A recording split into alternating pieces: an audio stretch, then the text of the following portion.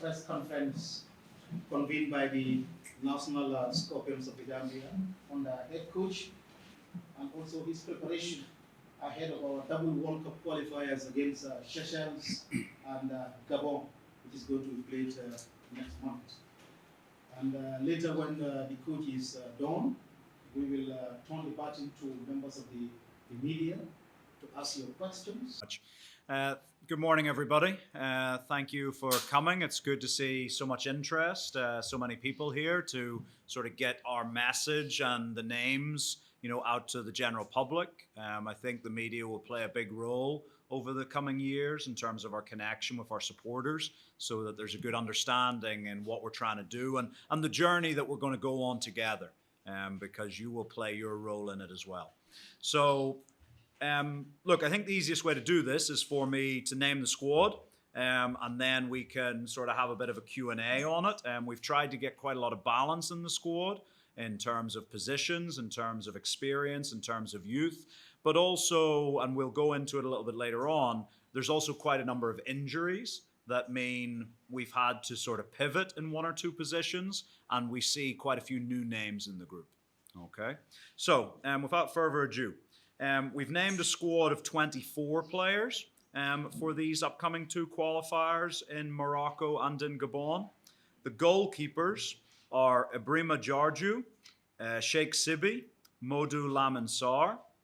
The defenders, Saini Sanyang, Omar Gay, Mohamed Sana, Dadi Dudu Gay, Omar Kali, Idrissa Cisse, and Dembo Saidi Khan. The central midfielders, Ebu Adams, Yusuf Abob, Alassane Mane, and Mamadou Badjo. In the attacking line, we've got Musa Barrow, Musa Jawara, Aliou Fadera, Yankuba Minte, Ablai Jallo, Ibrahima Kole, Abdoulaye Sanyang. And then the strikers are Mohamed Badamosi, Adama Bojang, and Adama Sidibe. So that's the 24-man list that will be traveling with us to Morocco for the first game against the Seychelles, and then onwards to the second game against Gabon. Just to add to what the moderator had said in terms of our coaching staff, obviously a lot of these faces and names around me you'll know very well. We will also be welcoming 3 international staff into the group. Those are our assistant coach responsible for performance, sports science, Mikhail Agendia. We will be inviting an assistant coach in charge of analysis, Mr. Milad Samadi, an Irish national, and also then a physiotherapist who is Mr. Brendan Culhane, another Irish national. So the 3 of them will be joining us in Morocco, and they'll be working together with our domestic staff here to make sure the players are well facilitated and well looked after, and to make sure we get those high performance levels. Okay? So I think for me, it's about questions from these guys, because I'm sure they'll have 1 or 2. Thank you. Thank you very much. That's the unveiling of the squad list. And now we will go into the question and answer. Good morning. My name is Raikor from Star TV. Congratulations for the second time for having this responsibility. We know the time is very short, and we just wish and hope such like this is a continuation. So that as you said, we are the mouthpiece of the public. Our responsibility is to basically accurate information to the rumors. The only way we can achieve that is such like this. My first question is to give the floor to my mates is, given the limited time before the qualifiers, how do you plan to quickly assess the current squad and identify the key players you just called who will be instrumental in securing positive results against Seychelles? Thank you. So international football is always a short amount of time.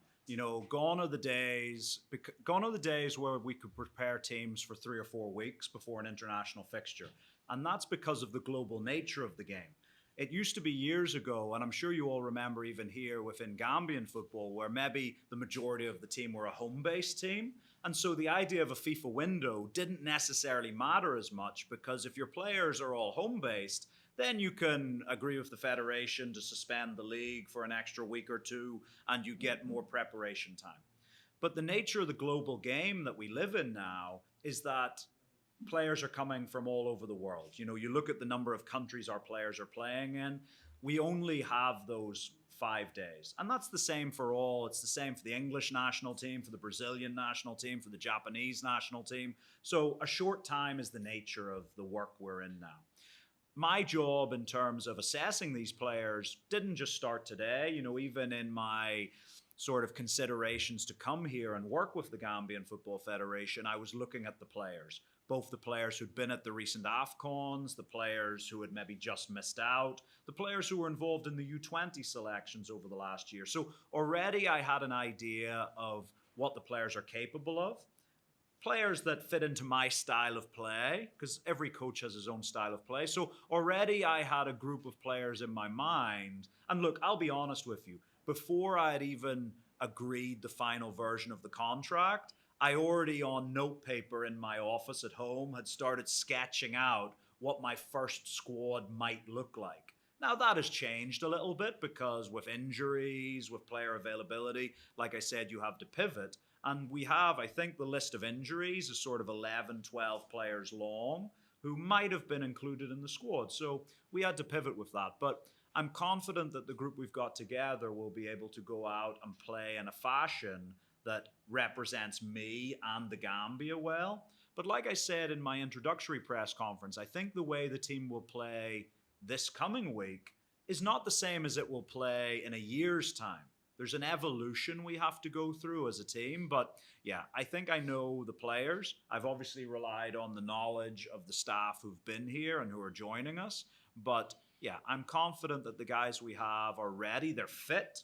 They're playing regularly, which is the important thing. If you look down at the number of appearances that almost all of this squad have, they've all played 25, 30, 35 times this season. So nobody's been sat on the bench, and they're ready to go. And having spoken to them, they're ready to compete and they're ready to win. That's a follow-up question. Yep. You take time to 24 players. And as you said, before you take the job, you have in mind, you make your mindset of the players you will include in your first one. Unfortunately, it's football, everything is possible. You have some players who are injured. For the benefit of the public to designate that information, if it is not specific, can you kindly let us know who are those players injured? Where in your plan, due to injury, you let them know? Yeah, so in general, and I also have to be clear about in your plan. When you have an injury, you don't have to make that decision anymore. So there might have been some players on that list where I was thinking, okay, maybe I go direction A, maybe I go direction B. But when you know that player's injured, you no longer have the choice to make. You simply go direction B. And so it's not that this player is injured and would have definitely been in the squad. I just no longer had to make that consideration, if you understand me. And so, yeah, our list of injuries, quite significant. Babukar Gay, goalkeeper, is still in the recovery phase. If the game had been in 3 weeks' time, maybe he might have been possible, but not now. Jacob Mendy, hamstring injury, still recovering. Ibu Turai, ankle injury, out. James Gomez, Achilles injury. You might have noticed in the last few weeks, he's sort of been playing for his team, but coming off at half-time, and in their final game was on the bench, played like 8 minutes, but his Achilles isn't good. Noah Sundberg is going to London to have his back assessed. Alaji Sane, very unfortunate young player, has a shin injury that he's going to be out for the next 6 weeks. Ibrahim Darbo, quad injury. Suleiman Mane, still in the recovery phase. Hamza Barry pulled his hamstring in the last game of the season. Asan Cisse, still in the recovery phase of his injury. Ali Sow underwent minor surgery a couple of days ago, and so is unavailable for the next 3 weeks. So these guys all, there wasn't even a consideration of A or B because we knew that they simply physically weren't going to be available. I think 1 or 2 of them, if we'd asked to come, probably would have came and tried because they're maybe 70%. But again, for me, you need to be as close to 100% as possible to play for your national team. So, yeah, we wish those guys the best of luck. We'll be tracking their recovery from those injuries, and we hope come September they're all available for selection, and it gives me and the technical bench a much more deeper decision to make in terms of who we select. But on this occasion, yes, Kasim, yeah. Coach, good morning. Good morning. And congratulations on signing a new contract with Gambia national team. Thank you. My name is Kasim Oscar. Yeah. I represent various media, MVD Sports, Star FM. Yeah. Recently, I cover more of basket than football. Okay. I hope to see you one more time, sometime toward our days. Yeah. But like, this team has been, I can say, one of the youngest teams ever to play for the Gambian national team. A lot of youngsters, Seli, Sanyang, Dembo Selikan. There is a player in England, Alassane Diatta, who is playing in the League 2, I guess. He's in form, scoring goals and fit, but it's not anything. Can you give us any reason why? Well, Alassane obviously hasn't played since the 3rd of April. So he transferred to Notts County, had a fantastic start. I think it was 6 goals in 10 games, maybe 5, maybe 6. I think it was 5 goals in 10 games. But obviously hasn't played a single minute since the 3rd of April was the last game he played. And so again, in terms of, we're fully aware of him, we're tracking him, but not having played a football match in 2 months, I think you would agree is not the best preparation for playing for a national team. So he's on our radar. Pre-season into September, he'll be under consideration, but he needs to be playing regularly, and that hasn't been happening for the last 2 months. It has been written like in your earlier career, like in your development, you passed through Newcastle United. You have great goals also with Craig Bellamy Foundation. Dream Academy. Now, Craig Bellamy himself, he has been appointed as the interim manager for Burnley FC, together with Mike Jackson as the assistant. So, like, due to Craig Bellamy Foundation, what are some of the strategic plans you learn there and you want to use in order to start having impact on our Gambian football? Well, I think obviously we want to try and keep things quite narrowly focused today on this national team camp. However, yesterday, part of my secondary role here beyond the national team is to help grow the game. There's plans in place for that. I've actually met yesterday with all of the Coaches Association here in the Gambia, a lot of the first and second division coaches, because we're on this journey together to grow the game in the Gambia. And so where I can help in terms of strategic, the development of our young players, the opportunity for young players. And I hope what people see from this first squad is that the door is open for our elite, young, talented players. We've given opportunity to 4 of the U20 players from last year, but that's not just been because they're young players. They're also high-performing players. So, the likes of Bojang, the likes of Bajo, Seni, and who else did we put up from the youth team? And Dembo Sadi Khan. The 4 of them are doing very well in their environments, and the reports we're getting back from them is very good. And so it's not just because they're young that we're moving them into the senior team. That's not the objective. The objective is not to have a young national team. That's nice if you can have it. The objective is to have a high-performing national team. And so for me, my history is that I'll always have the door open. I'll support the Coaches Association. I'll support the technical department.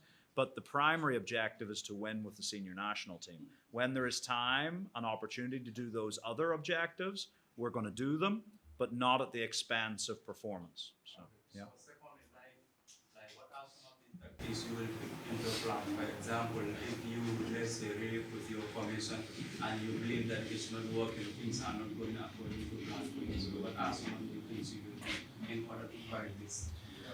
Well, the first objective is to make sure that Plan A works. I think you've asked what Plan B and Plan C is. I think the first objective is to make sure Plan A works. And look, I think for our guys, we've already said in the opening sort of press conference a few days ago, we want to get the ball to our match winners as often as possible. You know, you look at some of the guys, especially in the forward line for the team, the guys like, you know, Ablai, like Musa, like Yankuba, like, you know, Abdullah, Ibrahima. We want to get the ball at these guys' feet, because the more often they have the ball at their feet and they have their teammates close to them, then they're going to be able to make magic happen. That's the aim of the game, and I think that's what the players want to have happening. I think it's what the support base want to have happening. So that's our strategic focus. There's different layers to that. I've already said this. You know, a home game against a smaller nation, you maybe treat differently to an away game against the number 1 ranked nation. There's layers to how we play, but for us, full focus is on plan A. We want to take the game to our opponents. We want to play good football. We want to play attacking football. But also we need to be robust, and we need to be ready to defend in those moments of the game. Team squad is never easy, because, and especially when you've got a lot of players who are playing at good levels of the game. You know, here in the Gambia, we're incredibly blessed in that, you know, I've been with national teams before where players, you have to maybe bring players who aren't playing as many minutes as you'd like. But you look at the squad that we've named here, and there's going to be guys on the substitutes bench in the matches who are playing 30 games for their clubs. And in a lot of national teams, especially for countries the size of the Gambia, if you're playing 30 games for your club side at a top level, you would expect to start for your national team. But we're very blessed and very fortunate that we're going to have a subs bench that has players who are playing lots of minutes for top level clubs. So that makes the process of selecting a national squad challenging. The other thing that maybe gets misunderstood is the national team is not the best 23 players. It's the 23 players who can play the best together. And sometimes we have, look, the nature of Gambian football is that there's a lot of attacking talent out there. There's good defensive talent as well, but the depth in the defensive positions is maybe a bit less than the depth in the offensive positions. I assume Brazil and Argentina have a similar challenge. Yeah. So in that sense, we've left out some really good players who will be disappointed not to be in the 24-man squad, but who shouldn't get disheartened, because they will get their opportunity. They just need to keep pushing. We're tracking them. We're looking forward to bring them in. But yeah, it's about bringing together the players who we think will gel well together, who will perform at a high level together. And that mixture of youth and experience is good, because look, the experienced players are serious. They've had the success in their career because they're serious. But it's also nice to light a little fire underneath them. And you do that in football terms by maybe putting a young, hungry player behind them, so that the senior player knows, if I don't perform to my maximum, there's this kid who's ready to take my shirt. But equally, that young player, he has to take the shirt off the guy who's got 40 caps, 50 caps. So I said this a lot in the last few days. The best coach in the game is competition. And we want to create competition for places in the national team. And if we do that, we're going to reach some really special places over the next 2 years. Yes. Thank you very much. We've seen a very good list to me, because looking at your CV and your track record, you're a coach who wants to play in the 4-4-2 system. And at times we've seen your Burma here play 4-3-3 system. But it might be too premature to talk about the system. But how much time do you need to ensure that these players come together to gel into the system and play like the way you want them to play? And the follow-up question to that is, when are you expecting these players to come together for you to start preparation for the game against Seychelles and then going to Franceville against Gabon? The third question is, we've seen the backroom staff, but Gambians are a little bit skeptical still now as to who is the first assistant coach. Can you confirm to us who is the first assistant coach in the national team? Okay. So in terms of, again, I love when people ask interesting questions. I would say probably less than 5% of my games as a coach have been 4-4-2. I almost never play 4-4-2. So again, information.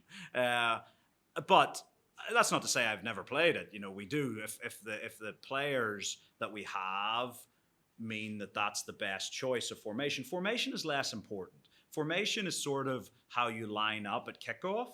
But if you think about it, even in a 4-4-2, in the attacking phase, the wingers are probably getting forward and the fullbacks are getting forward. So in the attacking phase, you're maybe playing 2-4-4. So formations is how you kick off. More is about the strategy in terms of, how do we want to press the game? What do we do in possession? How quick do we want to play? How many passes do we want to generally have before we go forward? All of these stylistic things are more important than the formation, because the style and the game model can be implemented regardless of 3-5-2, 4-3-3, 4-4-2. Doesn't matter the formation. The formation is about what specific players do you have, whereas the style is general across the board. So for us, the formation's less important. In terms of how long will it take to get these players sort of together, that was also a consideration in selecting the squad. We have 11 players in that squad who were not at AFCON. So in the 24-man list, 11 of them are not at AFCON. But I also would have to say some of the decisions, we didn't want to make more changes than that, because if you change everything, you're starting from zero. Whereas what we have there is we've got 13 guys who were at AFCON with experience, with high quality, who mean that the continuity is still there. So their togetherness is still there. Their ability to blend the new guys into the team and bring it together as a group is there, intact. And so I think in terms of us going out and performing, I expect that to happen straight away. I repeat, will we get to... This is part of the journey, yeah? The way the team play in 12 months' time and 18 months' time, I hope if we're doing our job correctly, we'll have evolved significantly to how we play against the Seychelles. It's the first game in a journey. The way Arsenal played in their first game under Mikel Arteta is not the same as how they played in their most recent game under him. The intention was always the same, but the execution and the application evolves over time. So we expect to get them competitive straight away. In terms of the coaching staff, you'll notice when I told you even about the staff that aren't in the room, I called them all assistant coaches, because that's the way I view them. There is no first, second, third, fourth, fifth. The first assistant coach to me is the first one to turn up and who makes the coffee, in the room. That's the first one in the morning. But for me, everyone has an equal voice. I expect everyone to communicate their ideas. I have an assistant coach who's responsible for the goalkeepers. I have an assistant coach who's responsible for sports science. I have assistant coaches who are responsible for more general field coaching. I have assistant coaches who are responsible for analysis. So everyone has the same level of voice to me. A good idea can come from anywhere. Equally, a bad idea can come from anywhere. And so what I want is people to have their voice, to feel confident and free to express themselves, and to fight for their opinion. Don't just give me an opinion and walk away. Give me your thoughts and then argue for them. Don't just say it and go away. Say, this is what I think because A, B, C, and D. And it's these guys' jobs to try and convince me that what they're thinking is correct. It's my job to have my ears open at all times. And together, we're going to come up with the right solution. Oh, yes, sorry. Players, our team manager has been doing fantastic work these last few days. Almost everybody will convene, 99% of the group will convene in Morocco on Monday to begin training camp.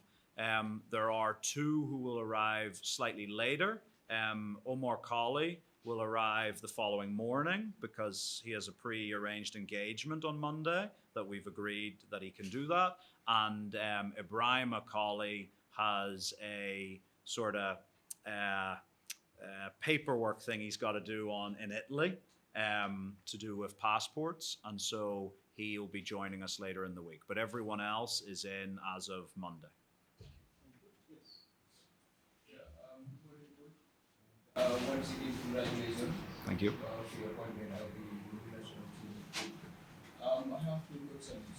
One is regarding Ablaye Jallo. I think he's mentioned in the squad. Mm-hmm.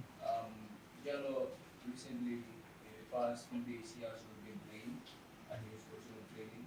Yesterday they played their playoff first leg against Saint He missed the game due to a little injury that he's having. They'll be playing the second leg on Sunday, and the team is convening on Monday. I'm sure as far as the two that you mentioned is Makoli and Ibrahim Makoli, Abdul will be part of the team on Monday. So how sure are you that Abdul will be fully fit and ready to play these games against SYCHELLES and Gabon? The next question is about Gabriel Silla, who is playing in Tanzania League. He played quite a number of games, and this season he scored 20 goals and assists combined. One of our most informed players. So, but we are surprised that he's not in the list. Any justification? Yep. So yeah, Ablai. We'll deal with Ablai first. So Ablai picked up a little knock a couple of weeks ago. He missed out the game against PSG, the final game of the season. He was playing right up until that, but didn't play the final game against PSG. And yeah, didn't play yesterday for Metz against Saint Etienne. He is in training. So he is, but he isn't 100% yet. There is the hope that he'll play in the second leg in the home game against Saint Etienne on Sunday. You'll notice we have a 24-man squad and not a 23-man squad, which is common. That is specifically for that reason. Because we're not 100% on Ablai. We believe, having spoken to the guys over at Metz and the player himself, that Metz's hope is that he will take part in their game on Sunday. And if he does that, then we're all ready for him to fly out straight afterwards and join us the following day. That is in our planning, but we've also had contingency plans in the sense that we've named a 24-man squad and not a 23-man squad because we understand there's a question mark. His injury is not serious, but it's just one of those ones that keeps you out for 1 or 2 weeks. It's not like some of the other guys who they're out for 6 weeks. And if you're out for 6 or 7 weeks, your fitness levels drop off significantly. Whereas missing 1 week of training, 10 days of training, whilst you're doing rehab with the physios and the rehab team, you're not losing your sharpness, you're not losing your fitness levels. So that's where we are with Ablai. Jibril is doing really well in Tanzania. He's in the cup final this weekend against Yanga. We wish him all the best. And yeah, he's on our radar. I spoke and why is he not involved? Levels is the answer. So, I would suggest, the other players in that position, like let's look at the other players. You've got Musa Barrow, you've got Musa Jawara, who's had a great end of the season. You've got Aliou Federa, who's had a great season. Yankuba Minte, who's been one of the players of the year in the Netherlands. Ablai, who we've obviously just mentioned. And then Ibrahim Makoli, who's just won the championship in Switzerland. So my question would be, yes, we understand that Jibril Silla is doing really well, but in order to include Jibril, we've got to leave out one of the guys I've just named on the list. And so the question is, do you leave out Yankuba? Do you leave out Musa? Either of the Musas? So we understand, and this is the challenge of putting a national team. And maybe another coach makes a different decision. Maybe another coach says, hey, that list of 5 or 6 players, we're going to leave one of them out, and we're going to take Jibril. Yeah? But for me, and you got to remember, I've just come from East Africa, okay? And the Tanzanian league, if I were to rank all of the leagues in Africa, 1 through 50, 52, the Tanzanian league would probably be in the mid-20s. The top teams, Simba and Yanga, are spending a huge amount of money, and they're doing well in the Champions League. And Azam have a good budget as well, and actually have done really well to finish second in the league ahead of Simba. But that's a big result for them. But in general, the Tanzanian league would be in the mid-20s in Africa. And so he's doing well. We're tracking him. But when I compare him to the other players and the amount of minutes they're getting at top tier leagues, the Swiss top division, the French top division, the Belgian top division, the Dutch top division, some of them playing in the Europa League, etc., my decision was not this time. But that doesn't mean come September I won't make a different decision. Not really. It's just maybe for, as I said, it's the media are a conduit for information, but not just for, I talk to all these players one-on-one on the phone, etc., and, via messaging. And it's what we do today is not necessarily what we will do tomorrow. Yeah, I think that's the nature of international football, is that, and I hope you will agree that the team, by and large, are all playing regular minutes. There's probably more minutes in the offensive half of the field than in the defensive half. But also when you see the injury list, you maybe understand that we've got to go deeper into our player pool in some of the defensive positions. But it's an opportunity for people to perform. And for those guys who've missed out this time, the encouragement is there, is keep working, because we're watching. And over the summertime, we're going to be assessing a number of players. And if you weren't involved this time around, the opportunity will be there in September, October, November. But equally, it's a message to the players who are in the team that you cannot relax. Just because you have been picked in the first squad of a new era does not mean that you're not contracted to the national team. We're not signing a 4-year contract with you that you will be in every camp. You must be fit, you must be playing, you must be performing. And if you're doing that, you give yourself the best chance of playing for the Scorpions. Doesn't guarantee you your place, but it gives you the best chance. And that's how we go forward. Thank you. Okay? Thank you. Thank you.